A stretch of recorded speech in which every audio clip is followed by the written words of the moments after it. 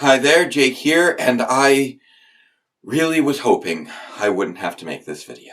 As I'm sure you're aware, Donald Trump has won re-election. Beyond that, the Republican Party has won back the majority in the Senate and has a strong possibility of maintaining their majority in the House of Representatives. When you factor in the existing conservative supermajority in the U.S. Supreme Court, that means the Republican Party may very well have full control of all three branches of the federal government. In other words, we are looking at the very real possibility of the United States federal government falling completely under fascist control. And by fascist, I don't mean that it will instantly become an authoritarian, totalitarian dictatorship.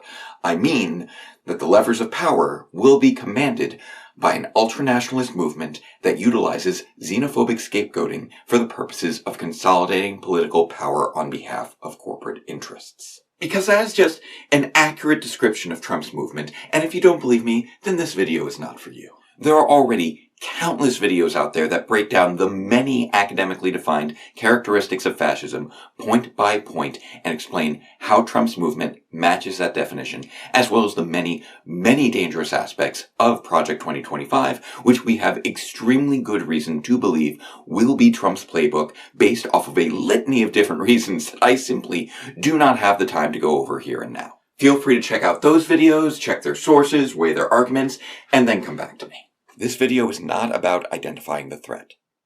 This video is about damage control. This video is about keeping people safe and working to mitigate the very real danger that we are all about to be facing in the coming years. At times like these, it's easy to feel powerless and lost, and I'm hoping that this will help. I have spent far too much time thinking over these circumstances and what can be done, and I've come up with three main courses of action that can be broken down into three main phases: federal, state, local. Phase 1, federal level. What can be done to prevent the Republican Party from achieving absolute power? At this point, they have not yet secured the 218 seats needed to obtain a majority in the House of Representatives. Yes, the votes have been cast, but the count has not yet been completed, and there is one very important part of that process that you can still help with: ballot curing. Many mail-in and provisional ballots tend to have some kind of error, procedural errors like missed signatures. Until those errors have been addressed, those ballots cannot be included in the final count. So it is the duty of volunteers to reach out to those voters and inform them of those issues before the final deadline. Now, this might not seem like much, but I'm going to break down some numbers for you. As of me writing this, there are 207 Republican seats and 194 Democratic seats that have been declared. Now, by the time this video is posted, that will likely change, but out of the 34 remaining seats, 17 are leaning Republican and 17 are leaning Democrat. In order for the Democrats to take the House, they need 24 out of those 34 seats, which means that 7 out of the 17 Republican-leaning districts need to swing towards the Democrats. Fortunately, out of those 17 districts, 10 are in states with clear ballot curing guidelines, and out of those 10, 7 have a lead of less than 3%. And mail-in and provisional ballots tend to largely skew Democrat. Now, those 7 districts are spread across 3 states. Arizona's deadline is Tuesday, November 12th. Washington's deadline is Tuesday, November 26th. And California's deadline is Tuesday, December 3rd. I will post information on how to volunteer down in the description below, and I will try my best to keep it up to date. However, I do understand this is a long shot, which is why, after December 3rd, we will also need to be looking at Phase 2, state level. What can be done to mitigate the power of the Republican Party? I'm sorry to have to scare you here, but I don't think that people have fully grasped the enormity of how dangerous a second Trump term can actually be. I don't mean to sound hyperbolic here, but if he and his allies manage to secure absolute power, then the United States, as a concept, will have functionally ended. And by that I mean that we will no longer be able to rely upon our federal government for the countless protections, supports, and services they currently provide. It will basically be every state for themselves. So it will be our duty as citizens and residents to reach out to our state representatives to find out what's the plan. Find out how they plan to protect immigrants, the LGBTQ community, protesters, the media, and whatever other groups Trump and the GOP have planned to target. Find out how they're going to protect reproductive health care, education, and vital welfare services. And if you think that's everything, you are wrong. Because even in states that are preparing for the terrifying repercussions of a second Trump presidency, it is entirely possible that there are things that they are still overlooking. Keep in mind that agencies under Trump's purview would include FEMA, the CDC, the FDA, the EPA, the Department of Health and Human Services, the Department of Housing and Urban Development, the Department of Labor, and countless others. And keep in mind how many of those agencies he and his allies have already threatened to deregulate and defund. Not to mention the privatization of things like education, the post office, and the National Weather Service. In other words, everything is on the chopping block and nothing is guaranteed. So it's going to be the job of the states to pick up the slack, and it's going to be all of our jobs to hold them to that. Even if you live in a red state. Especially if you live in a red state. Because if your representatives are part of the party that's looking to take all of these things away, they need to understand that those services and protections are needed and valued and will be missed. And that taking them away will have consequences in future elections. We must not allow these people to feel safe in their power.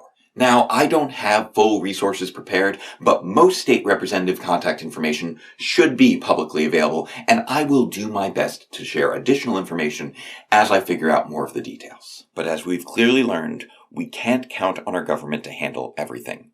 Which brings us to Phase 3, local level. What can be done to help our communities survive into the future? If we're going to get through this, we're going to need to start building community. There are so many things that people are going to need.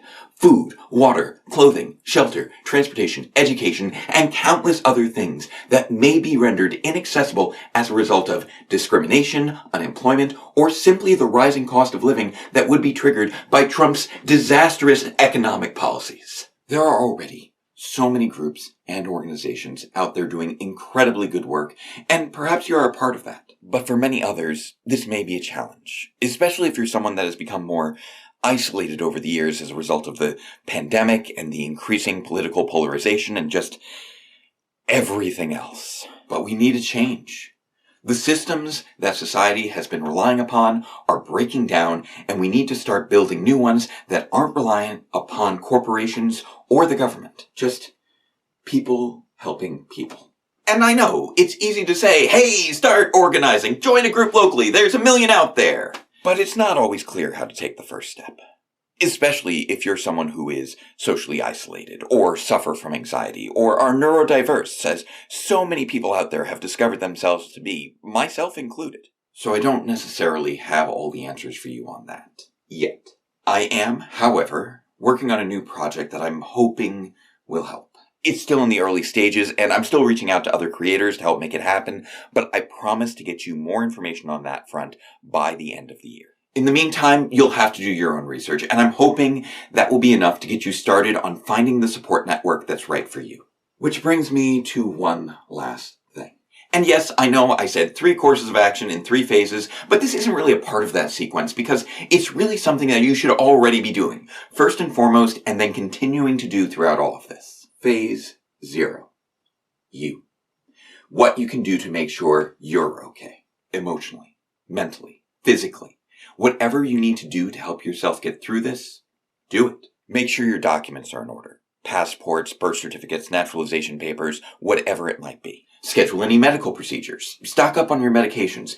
If you are someone who requires reproductive health care or gender-affirming treatment, speak to your doctor and make sure that you will be covered in case certain treatments or medications cease to be available. Increase the self-sufficiency of your home. Take advantage of any current tax credits for increasing energy efficiency. Go get that electric car that you've been saving up for because, honestly, we don't know how long it will be before all of the current incentives to do that will be stripped away and all of those things will become a lot more expensive. Plant a vegetable garden and check in with your family and friends. See what they need. Schedule some time with your therapist or hunker down and binge your favorite TV show if that's what you need. Just whatever you need to do to survive. Because we're all going to need each other moving forward. There's no getting through this on our own. I've spent a lot of time on this channel talking about fictional superheroes, but I'm pretty much done with that now.